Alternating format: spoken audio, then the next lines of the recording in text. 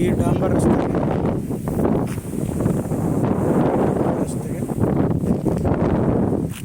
2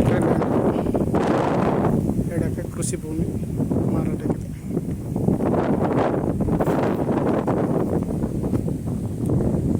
ಹಾಲು ಮಾರ್ತವು ಕಾರಣ ಒಂದು ರೋಡ್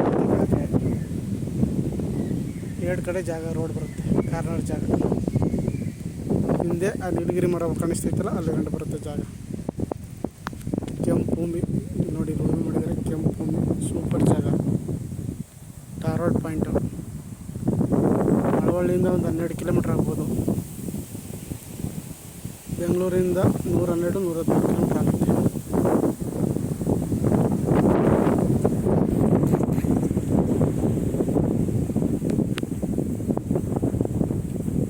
ಸರ್ಕಾರದಿಂದ ನೀರಾವರಿ ಮಾಡಿದ್ದಾರೆ, ಡ್ರಿಪ್ ಮಾಡಿದ್ದಾರೆ ಸರ್ಕಾರದಿಂದ.